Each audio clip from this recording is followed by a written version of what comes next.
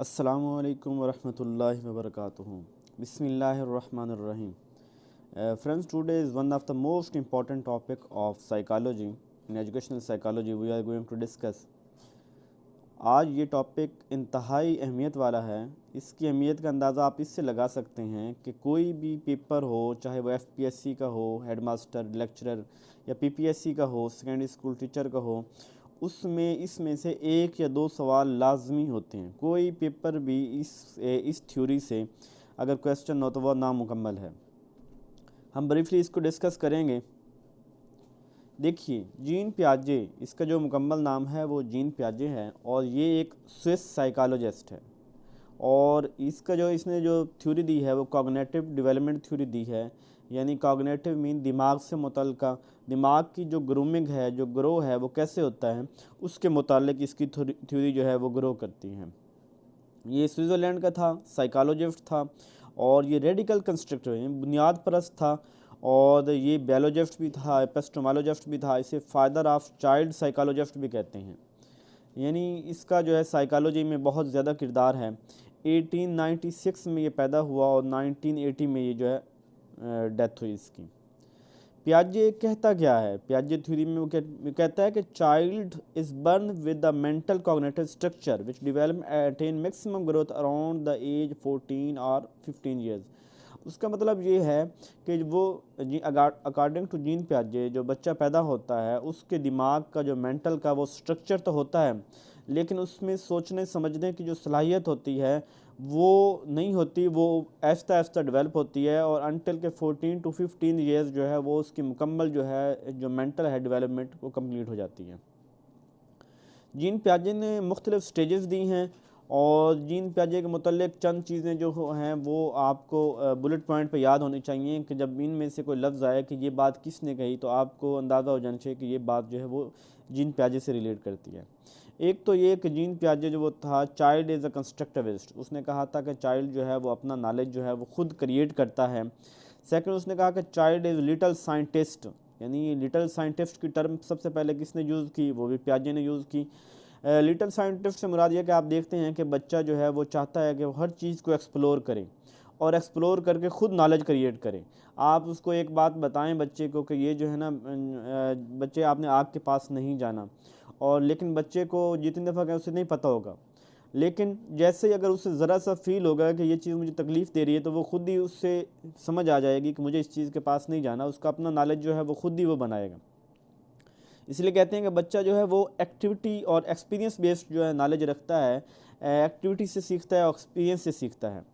बच्चे में हर वक्त जो तजस्सुस होता है इंक्वायरी का, कि वो मज़ीद जो है एक्सप्लोर करना चाहता है, इंक्वायरी करना चाहता है ये कैसे हुआ, किस तरह है. देखें, आप बच्चे को एक खिलौना ला के देते हैं तो बच्चा खिलौने के साथ खेलेगा, लेकिन उसकी जो बच्चे की जस्तजू होगी कि वो खिलौनों के तोड़े और तोड़ के देखे कि ये खिलौना जो है ना वो इसके अंदर क्या है, क्या चीज़ है ये जो इसको जो है चलने पे, कार को चलने पे मजबूर कर रही है, क्या चीज़ है जो एक जो है ना बाजा जो है जो आवाज़ की देने में उसकी मदद कर रही है.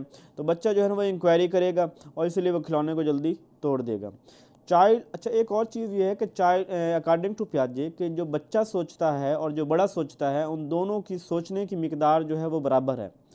यानी children think in quantity same but kind, और दोनों की जो है ना लेकिन काइंड डिफरेंट होगी. बच्चा जो सोचेगा वो सोचेगा अपने दूध के बारे में सोचेगा, खिलौने के बारे में सोचेगा, अपने जो है उसको जो मसाइल हैं उसके बारे में सोचेगा. लेकिन जो एक बड़ा आदमी है वो किसके बारे में सोचेगा? वो सोचेगा अपनी जो है ना मुआश के बारे में, अपने जो रिलेशनशिप्स के बारे में. और यानी बड़े बंदे सोचने की जो मिकदार है वो दोनों की सेम होगी, लेकिन सोच जो है वो जो सोच का जाविया है वो डिफरेंट होगा. पियाजे ने एक और जो है टर्म इस्तेमाल की, ईगो सेंट्रिक स्पीच. बच्चा जो है वो ख़ुद के साथ जो बातें करता है उसके मुतल्लिक इसने बात की. हाँ, इसको जब हम बाद में वगट्सकी पढ़ेंगे और उसके साथ कंपैरिजन करेंगे तो ईगो सेंट्रिक को जो पियाजे है उसने बहुत कम जो इम्पोर्टेंस दी है, लेकिन वगट्सकी इसी के मुतबादिल जो है वो प्राइवेट स्पीच उसको उसने ज़्यादा अहमियत दी है. पियाजे जो है इसके मुताबिक जो डेवलपमेंट का प्रोसेस है ये डिसकंटिन्यूस प्रोसेस है, यानी स्टेजेस में होता है. इसके ऊपर काफ़ी इख्तलाफ किया गया, वो हम वगट्सकी की थ्योरी में देखेंगे. उसका मतलब ये है कि अब 1 से 2 साल तक जो है ना वो बच्चे की लर्निंग होगी और फिर 2 से जो है वो 7 साल तक होगी। अब उसमें वो ये कहता है कि जो बच्चा 2 साल में जो सीखता है, वो जो बच्चे ने 3 से 7 साल तक सीखना है बच्चा, वो कभी भी 2 साल के स्टेज में नहीं सीख सकता। यानी पियाजे के जो अकॉर्डिंग ये जो है डिसकंटिन्यूस प्रोसेस है, जबकि वेगोट्स्की जो है इसके अगेंस्ट है। इसने ये भी कहा कि जो पहले जो है ना, पहले थॉट आता है, ख्याल आता है, क्योंकि इसकी थ्योरी जो है इसलिए कॉग्निटिव डेवलपमेंट थ्योरी नाम से ही ज़ाहिर है। इसके मुतालिक ये जीन पियाजे कहता है कि पहले बच्चे के जहन में ख्याल आता है, फिर बाद में लैंग्वेज डेवलप होती है, बाद में बच्चा बोलना सीखता है, पहले उसके जहन में ख्याल आता है, जबकि बाकी लोग इससे इख्तलाफ करते हैं। पियाजे जो है वो इसने और भी इसने कहा है कि जो मैचुरेशन है, जो उसने 4 फैक्टर दिए हैं कॉग्निटिव डेवलपमेंट थ्योरी की। मैचुरेशन जो है ये हेरिडिटी, जेनेटिक फोकस्ड। वो कह रहा है कि जो बच्चा है ये एज के साथ मिच्योर होगा और कुछ वो चीज़ें पेरेंट्स से लेके आएगा, लेकिन जैसे जैसे टाइम गुजरेगा वो बच्चा जो है वो मिच्योर होगा। और इसने कहा है कि बायोलॉजिकल रेडीनेस इज नेसेसरी। हम बच्चे को कोई रीजनिंग वाला क्वेश्चन, रीजनिंग वाली बात कह देते हैं, बच्चे को रीजनिंग वाली बात नहीं पता, क्यों? अकॉर्डिंग पियाजे वो कहेगा कि ये उसकी स्टेज ही नहीं है। उसको जो है ना वो चीज़ जो है 3 से 7 साल में आनी है, वो कभी भी 2 साल की उम्र में नहीं आ सकती। तो उसे जो है रेडीनेस टू लर्न होना पड़ा। हाँ, ये वाला रेडीनेस टू लर्न जो है वो थॉर्नडाइक के जो लॉ ऑफ रेडीनेस से उससे मुतल्लिक नहीं है, वो लॉ ऑफ रेडीनेस मोटिवेशन के मुतल्लिक था। ये वाला जो जीन पियाजे वाला है ये एज के मुतल्लिक है, स्टेज के मुतल्लिक है कि किस स्टेज में है, जिस स्टेज में है वो लर्न करेगा। फिर दूसरी है एक्सपीरियंस। पहला मैचुरेशन, दूसरा एक्सपीरियंस। एक्सपीरियंस ये है कि वो लर्न बाय डूइंग करता है, एक्टिविटी बेस्ड लर्निंग करता है। तीसरा बच्चा जो फैक्टर है कॉग्निटिव डेवलपमेंट थ्योरी में जो किरदार अदा करता है वो है सोशल इंटरेक्शन। बच्चा जो है जैसे उसे जो है ना वो थोड़ा सा बड़ा होगा, अभी बोलना भी नहीं शुरू किया होगा, तो वो अपनी इधर इर्द गिर्द की चीज़ों के साथ इंटरेक्शन करेगा, रिलेशन के साथ इंटरेक्शन करेगा और उनसे सीखेगा, और उनसे जो है ना वो उनसे लैंग्वेज भी सीखेगा, उनसे जो है ना बाकी सब कुछ सीखेगा। तो ये थर्ड चीज़ जो उसके बच्चे की कॉग्निटिव डेवलपमेंट में किरदार अदा करती है वो है सोशल इंटरेक्शन। फोर्थ चीज़ जो है वो इक्विलिब्रेशन। इक्विलिब्रेशन क्या है कि बच्चा जो अडॉप्टेशन, जो बच्चे का एक अमल है कि नई चीज़ को बच्चे ने अपने अंदर कैसे जो है अडॉप्ट करना है, अकोमोडेट करना है, वो इक्विलिब्रेशन कहता है। यानी बच्चा एक पहले इम्बैलेंस स्टेट्स में था, उसे एक चीज़ के बारे में कन्फ्यूजन थी, बाद में वो चीज़ क्लियर हो गई, वो बैलेंस में आ गया। इस तरह कन्फ्लिक्ट था पहले किसी चीज़ के मुतालिक, अब उसकी क्लैरिटी हो गई। और अडॉप्टेशन को हम फिर ये 2 चीज़ों में करते हैं, एक होता है असमिलेशन और एक होता है अकोमोडेशन। इसको हम मज़ीद आगे जो है ना देखते हैं। इस तरह ऑर्गेनाइजेशन है एक, उसमें स्कीमा वगैरह होता है। स्कीमा क्या होता है? स्कीमा ये होता है कि अगर पियाजे के रिलेटेड स्कीमा ये है कि पैकेट ऑफ इंफॉर्मेशन, यानी बच्चे के जो मेंटल स्ट्रक्चर में कुछ चीज़ें बैठ गई कि ये ऐसे होता है, यानी कोई चीज़ अपने अंदर ऑर्गेनाइज कर लेना, कुछ स्ट्रक्चर कर लेना कि चीज़ें ऐसे ऐसे होती हैं, उसे स्कीमा कहते हैं। और जो अडॉप्टेशन थी जिसकी 2 टाइप्स हमने देखी, असमिलेशन और अकोमोडेशन। असमिलेशन क्या होता है? असमिलेशन ये होता है कि अगर हमारे पास प्रीवियस एक चीज़ के बारे में नॉलेज है और उसी तरह का नॉलेज, उसी तरह का न्यू नॉलेज उसी के रिलेटेड हो, और यानी जैसे एक काम पहले हुआ है उसी तरह का दूसरा काम हो, और उसी तरह के न्यू नॉलेज को अपने साथ मिलाना, उसे कहते हैं असमिलेशन। यानी new knowledge seem like old knowledge added in old knowledge is called assimilation. जबकि अकोमोडेशन क्या हो जाएगा कि जो हमारे पास ओल्ड नॉलेज है उसमें मॉडिफाई करके, यानी उसमें चेंजिंग ला के जो हम उसमें अपने आप शामिल करते हैं, उससे अकोमोडेशन कहते हैं। यानी इसमें जब भी ये कहीं पे थ्योरी आएगी, जो टॉपिक आएगा, तो 3-4 जो इसकी टर्मिनोलॉजी यूज़ की होंगी। एक होगा मॉडिफिकेशन, यानी मॉडिफाई नॉलेज। सेकंड होगा एडजस्टमेंट ऑफ नॉलेज, यानी हम नए नॉलेज को एडजस्ट करते हैं ना, तो एडजस्टमेंट ऑफ नॉलेज। इस तरह मैनिपुलेशन ऑफ नॉलेज, यानी किसी चीज़ को मैनिपुलेट करके, मैनिपुलेट, एडजस्टमेंट, मॉडिफिकेशन, तो ये चीज़ें क्या हो जाएंगी? अकोमोडेशन हो जाएंगी। और इसी तरह अब देखें, जैसे एक बच्चा है, उसके सामने कैट आई है, उसको आपने बताया कि बेटा ये कैट है। अब बच्चे को पता लग गया कि ये कैट है। कुछ टाइम के बाद आप बच्चे के सामने आप एक कैट और लेके आते हैं, फिर दूसरी, फिर तीसरी, बच्चा फौरी कहेगा ये कैट है, ये कैट है, ये कैट है। बच्चे को उसके जहन में ये चीज़ बैठ गई कि ये कैट, क्योंकि जो दूसरी कैट, अब वो जो दूसरी कैट, तीसरी, चौथी कैट का आना, ये क्या है? ये असमिलेशन है कि बच्चे को सेम लाइक पहले वाले नॉलेज की तरह उसके सामने चीज़ लेके आए हैं, और बच्चे को अंदाज़ा हो गया कि ये जो है ना उसी की तरह का है, और ये असमिलेशन हो गया। अब बच्चे के सामने हम डॉग लेके आ जाते हैं। अब उसकी भी 4 टांगे हैं, उसका भी वैसे मुंह है, सब कुछ, तो बच्चा कहेगा कि this is a big cat, वो स्मॉल कैट है, ये बड़ी कैट है। लेकिन अब बच्चे को हमने क्लियर करना है कि ये कैट नहीं है, ये और चीज़ है, उसको आवाज़ और है सब। अब बच्चे को हमने क्लियर किया, अब जो ये जो नई चीज़ है हमने उसको निगलेक्ट किया, तो बच्चा जो है पहले इक्विलिब्रियम कंडीशन में था, उसे पता था कि ये दूसरी कैट, तीसरी कैट, चौथी। अब बच्चा जो है न्यू सिचुएशन आई तो बच्चा डिसइक्विलिब्रियम कंडीशन में आ गया, और फिर डिसइक्विलिब्रियम कंडीशन में फिर उसको बावर करवाया जाएगा, उसको बताया जाएगा, और फिर वो क्या दोबारा किस पे आ जाएगा, अकोमोडेशन में आ जाएगा। यानी असमिलेशन टू अकोमोडेशन जो चेंजिंग प्रोसेस है, कि सबसे पहले जब एक शख्स असमिलेशन में होगा तो वो जो है उसका इक्विलिब्रियम कंडीशन में होगा, फिर उसके सामने नई सिचुएशन आएगी तो डिसइक्विलिब्रियम में चला जाएगा, और फिर डिसइक्विलिब्रियम को जब वो समझ जाएगा, उसको मॉडिफाई करके अपने अंदर जो है समो लेगा, तो उसे अकोमोडेशन कहेंगे। जीन पियाजे जो है इसने 4 स्टेजेस दी हैं, 4 स्टेजेस, और 4 स्टेजेस के नाम भी इंपॉर्टेंट हैं, उनकी एज भी इंपॉर्टेंट है, उनके काम भी कि इस स्टेज में क्या क्या सीखता है, ये आपने तसल्ली से इस चीज़ को याद कर लेना है। पहली स्टेज जो है सेंसरी मोटर स्टेज, दूसरी प्री ऑपरेशनल स्टेज, तीसरी कंक्रीट ऑपरेशनल स्टेज, और फोर्थ वन है फॉर्मल ऑपरेशन स्टेज। जो पहली है सेंसरी, ये 0 से 2 साल तक होती है, और जो प्री ऑपरेशनल है ये 2 से 7 साल की उम्र तक होती है, और जो तीसरी है कंक्रीट ऑपरेशनल स्टेज ये 7 से 11 साल तक होती है, जो चौथी है फॉर्मल ऑपरेशन स्टेज ये 11 से 15 साल तक होती है। अब हम एक एक को देखते हैं। जो सेंसरी मोटर स्टेज, सेंसरी, ये जो है बच्चे की जो इन्फेंसी एज भी जो है उसे ये सेंसरी मोटर स्टेज कहते हैं। ये बच्चा पैदा होने से लेके 2 साल तक की जो उसकी उम्र होती है उसे क्या कहते हैं, सेंसरी स्टेज।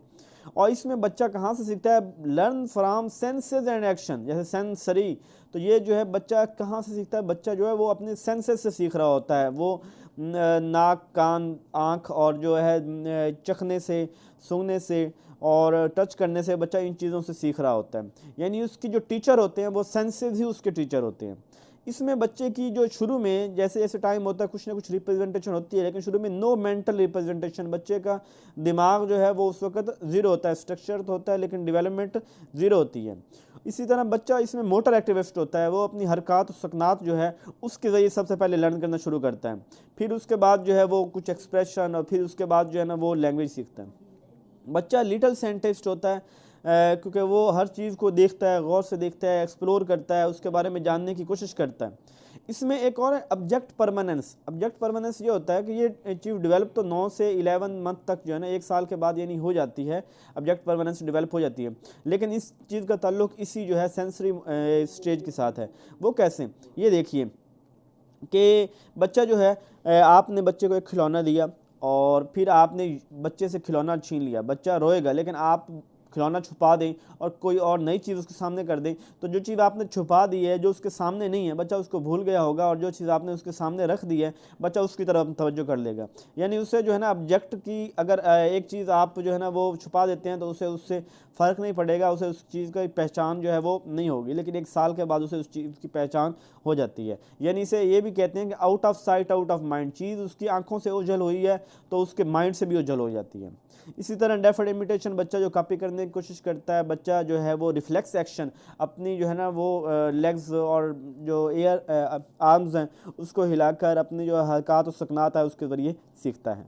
दूसरी स्टेज है प्री ऑपरेशनल स्टेज, ये 2 से 6 साल तक होती है। इसमें क्या क्या चीज़ें होती हैं, एक तो ये कि इसमें जो पियाजे ने कहा है कि ईगोसेंट्रिक स्टेज, बच्चा जो है वो खुद के साथ बातें करता है, सेल्फ सेंटर्ड, यानी बच्चा जो सोचेगा ना वो अपने साथ दोहराएगा। अब देखें जैसे जो यानी इस उम्र में बच्चे की खासियत ये भी होगी कि हम दिमाग के साथ सोचते हैं और अपने अंदर इनर ही वो रखते हैं, लेकिन बच्चा जो है जो सोचेगा वो उसको बोल के सोचेगा।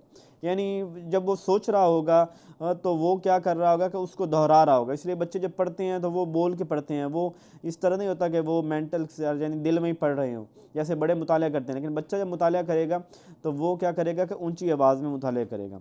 और बच्चा ये भी है कि वो खुद से ये बातें करेगा। If he like something he think all over other thing, और ये बातें अगर वो खुद कुछ सोच रहा है तो वो सोचेगा कि बाकी भी ऐसे ही सोच रहे हैं। और अगर वो किसी चीज़ के बारे में वो तो सोचता है he think what he think other same, वो कहता है कि अगर मैं जैसे सोच रहा हूँ तो बाकी भी ऐसे सोच रहे हैं, यानी सेल्फ सेंटर्ड होता है। और बच्चा जो है वो इसमें अवॉइड, उसकी शेयरिंग से अवॉइड करता है। बच्चा बड़ा पॉजेसिव होता है, उसको बच्चे को कह दिया जाए, इवन ये भी कह दिया जाए कि ये आपकी मम्मा है और ये आपकी मम्मा ने ये आपकी मम्मा नहीं है, तो बच्चा रोना शुरू कर देगा कि मेरी नहीं, ये मेरी है। इवन 3 भाई हैं तो एक जो छोटा है सबसे, उसको कहा जाए कि ये आपकी मम्मा नहीं है, मेरी मम्मा है, दूसरा भाई कहता है, तो बच्चा रोना शुरू कर देगा कि नहीं ये सिर्फ मेरी है। तो बच्चा इसमें बहुत पॉजेसिव होता है, वो चीज़ों को समझता है कि बस ये मेरी चीज़ है, मैं किसी को न दूँ, वो शेयर नहीं करता। इंट्यूशन, वो अपने अंदर सोचना शुरू कर देता है। इसमें बच्चे में एक चीज़ होती है कि ये बच्चा हर चीज़ का एक एस्पेक्ट देखता है, यानी इरिवर्सिबिलिटी जो है ना वो बच्चे में होती है कि हर चीज़ का एक पहलू देखता है, दूसरा पहलू नहीं देखता। जैसे बच्चे को आपने खिलौना दिया, बच्चे की अब कोशिश होगी कि मैं देखूं कि खिलौना कैसे काम कर रहा है, तो बच्चा खिलौने को तोड़ देगा। अब दोबारा बच्चे को कहेंगे, इसको बच्चे को जोड़ने का दूसरा एस्पेक्ट पता ही नहीं है, यानी बच्चा हर चीज़ का एक पहलू देखता है, दूसरा पहलू उसे नहीं पता होता, इसलिए उससे गलतियाँ बहुत ज़्यादा होती हैं।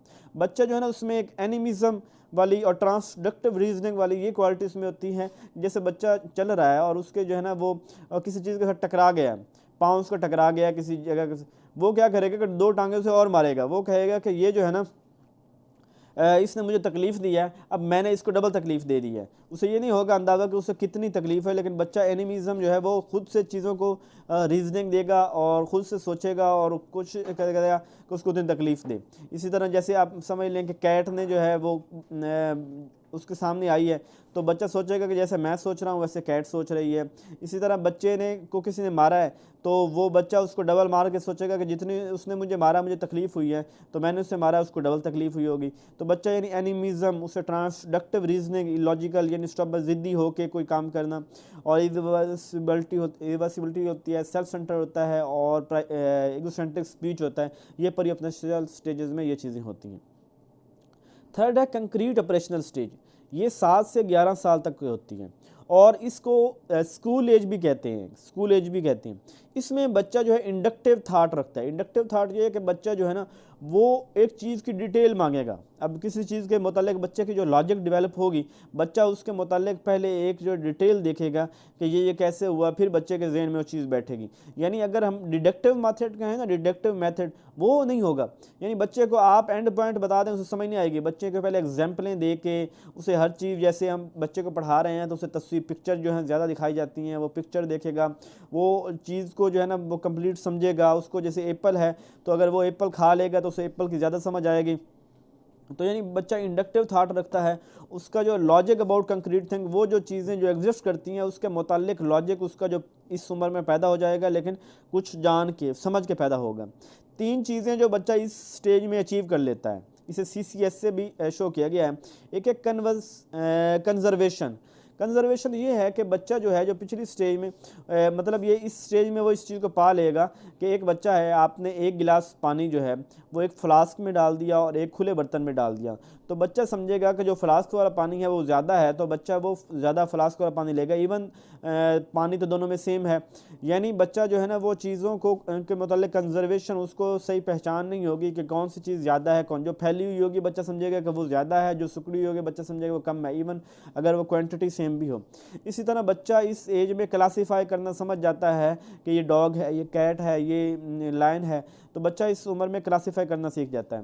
थर्ड है सेरिएशन, बच्चा इस उम्र में समझ जाता है कि असेंडिंग आर्डर क्या है, डिसेंडिंग, यानी चीज़ ये छोटी चीज़ है, ये बड़ी चीज़ है, ये उससे बड़ी है, ये उससे बड़ी है, ये वो उससे छोटी है। तो बच्चा इस चीज़ में 3 चीज़ें वो सीख जाता है। एक क्लासिफिकेशन, कंजर्वेशन, ज़्यादा कम, क्लासिफिकेशन, चीज़ों का फ़र्क, और फोर्थ है सेरिएशन, बच्चा सीख जाता है। यानी ये रिवर्सिबिलिटी जो है इसमें अचीव हो जाती है, जिसे हमने पहले कहा था कि वो चीज़ का, हर चीज़ का एक पहलू जानता था, अब वो चीज़ के दूसरे सब पहलू वो जानना शुरू कर देता है। The fourth stage and the final stage of Jean पियाजे इज़ फॉर्मल ऑपरेशनल स्टेज। ये 11 से 15 साल तक होती है कि पियाजे के मुताबिक जो 11 से 15 साल तक की एज है, बच्चा इस तक जो है ना वो सब कुछ सीख गया होता है।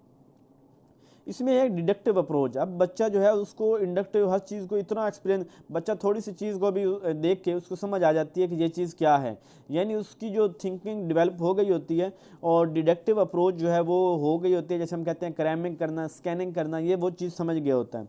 एब्स्ट्रैक्ट थिंकिंग, अब वो जो पहले उसने दिमाग से लॉजिक रीजनिंग, अब वो एब्स्ट्रैक्ट थिंकिंग जो चीज़ नहीं भी एग्जिस्ट करती है उसके मुतालिक भी सोच लेता है, उसके मुतालिक अपनी राय कायम कर लेता है। थर्ड है हाइपोथेटिक रीजनिंग, जैसे वो जो साइंटिफिक मेथड है जिसे हम कोई प्रॉब्लम सॉल्व करने के लिए जो चीज़ें तरीके अडॉप्ट करते हैं कि सबसे पहले हम प्रॉब्लम को आइडेंटिफाई करते हैं, फिर तो ये सारी चीज़ें जो हैं वो इस एज में जो बच्चा वो सीख गया होता है। तो ये थी 4 स्टेजेस जीन पियाजे की, इसको बहुत अच्छे तरीके से आप लोगों ने याद कर लेना है। हाँ, जीन पियाजे की लिमिटेशन क्या है, इसकी लिमिटेशन ये है, एक तो इसके 3 बच्चे थे अपने और इसने अपने तीनों बच्चों पे एक्सपेरिमेंट किया, तो वो कहते हैं कि इसको हम इतना यूनिवर्सलाइज नहीं कर सकते क्योंकि इसने अपने बच्चों पे किया। दूसरी चीज़ ये कि ये बच्चों से, अब 1 से 2 साल के बच्चे, 2 से 7 साल के बच्चे, ये उनसे हाई टास्क डिमांड करता है, यानी इसने कुछ ऐसे set of problem, set of question रखे हुए थे जो उस एज के बच्चों से इसने पूछे थे, और जो बता गया वो उस स्टेज पे जो एग्जिस्ट कर रहा है, जो नहीं बता सका वो उस स्टेज पे एग्जिस्ट नहीं कर, उस स्टेज पे वो नहीं है अभी, यानी तो इसका जो है ना वो जो टास्क थे जो जो डिमांडिंग थी वो टफ थी, यानी देखिए चीज़ें टाइम के साथ होती हैं और हर मंथ चेंज आ रही होती है। ऐसे तो बच्चे में ना कुछ लर्न कर रहा, ग्रेजुअली कंटिन्यूसली लर्न कर रहा होता है। हम 1 से 2 साल तक ये जो है डिस्क्रीट जो काम है इसको हम ऐसे नहीं कर सकते। थर्ड ये कि ये जो है development is more continuous than पियाजे, और पियाजे यही कहता है ना कि जो डेवलपमेंट है ये डिसकंटिन्यूस प्रोसेस है, ये स्टेजेस की सूरत में, लेकिन देखें जो डेवलपमेंट है कंटिन्यूसली चल रही होती है। और ये भी मुमकिन है कि जो बच्चा जो उसने जो है ना मिसाल के तौर पे उसने 23 मंथ में 22-24 मंथ में जो चीज़ हासिल की, अभी 2 साल की एज में है ना, तो कुछ बच्चे उसमें 20 मंथ में वो चीज़ हासिल कर लेते होंगे, कुछ जो है वो जाके 28 मंथ में जाके हासिल करते होंगे, अचीव करते होंगे। तो ये लर्निंग जो है ये कंटिन्यूसली अमल है, ये जारी रहता है। और इसके अलावा ये एजुकेशन में इसकी इम्प्लीकेशन क्या है, एक तो जिस तरह जीन पियाजे ने कहा कि चाइल्ड जो है कंस्ट्रक्टिविस्ट है, अपना नॉलेज खुद डेवलप करता है, तो इससे ये discovery method, project method, problem solving method जो है ना वो इरोज हुए। इसी तरह टीचर क्या है, अब ये प्रोजेक्ट मेथड है, टीचर इसमें फैसिलिटेटर होता है। और पियाजे स्टेज ऑफ टेल ये क्या बताती है हमें कि जो हर इंसान में जो है ना इंडिविजुअल डिफरेंस है वो इससे हमें पता चलता है। इस तरह करिकुलम मेड जो है वो अब पियाजे ने चूँकि स्टेजेस दे दी हैं, तो जो हम करिकुलम बनाते हैं हम उन्हीं स्टेजेस के मुताबिक बनाते हैं कि ये जो बच्चा है अभी नर्सरी में है तो इसके लिए किस तरह की बुक्स, किस तरह का मटेरियल होना चाहिए, उससे ऊपर वाली अब उसकी कौन सी थिंकिंग डेवलप इस एज में हुई होगी तो उसको किस तरह की जो बुक्स पढ़नी चाहिए। तो ये करिकुलम डेवलपमेंट में हमें जीन पियाजे से बहुत ज़्यादा जो है फ़ायदा मिलता है। और इससे ये भी है कि बच्चा जो है रेडीनेस स्टूडेंट, क्या बच्चा वो रेडी है पढ़ने के लिए। अब बच्चा 2 साल का है और आप उसे जो 7 साल की एज में जो सिखाने वाली चीज़ें हैं वो नहीं सिखा सकते, हाँ उसका रेडी होना ज़रूरी है, अभी उसकी एज ही नहीं आई वो वाली, तो इस तरह हम उसको वो चीज़ पहले कैसे सिखा सकते हैं। आप बड़े इदारे में जाओ कैम्ब्रिज और इस तरह के, तो वो वहाँ पे शर्त होगी कि आप बच्चे दाखिल नहीं कर सकते कि 4 ईयर से पहले, क्यों, क्योंकि उनकी जो डिज़ाइन प्रोग्राम डिज़ाइंड है वो 4th ईयर के बच्चे के लिए है। अगर उसका 1 मंथ भी रहता है वो कहेंगे नहीं अभी उसकी वो स्टेज नहीं आई कि हमें उसको वो टीच कर सकें, तो वो इंतज़ार करवाएंगे। इसी तरह जो है ना वो यानी रेडीनेस स्टूडेंट, हाँ ये मैंने फिर पहले भी आपको बताया था कि ये रेडीनेस जो है वो थॉर्नडाइक के रेडीनेस से डिफरेंट है। थॉर्नडाइक का जो रेडीनेस है वो था मोटिवेशन का, मतलब कि बंदा पढ़ने के लिए खुद कुछ करने के लिए तैयार हो, लेकिन यहाँ पे जो रेडीनेस है ये एज के मुतालिक है। उम्मीद है आपको समझ आ गई होगी। यहाँ तक जो थ्योरी हमने पढ़ी है इसमें कोई भी आपको मसला हो तो आप जो बिला झिझक विदाउट हेजिटेशन आप पूछ सकते हैं। कोई भी मसला हो आपको ब्रीफ कर दूंगा, कमेंट में उसका आंसर दे दूंगा, अगेन जो है उसके ऊपर वीडियो बना दूंगा। और चैनल को अगर सब्सक्राइब नहीं किया तो चैनल को सब्सक्राइब करें और अपनी जो है राय का इज़हार करें कि इसको मज़ीद कैसे बेहतर किया जा सकता है और कौन से एरियाज़ जो एजुकेशन के हैं उनको हम जो है सबसे पहले टच करें। जज़ाकल्लाहु खैरा।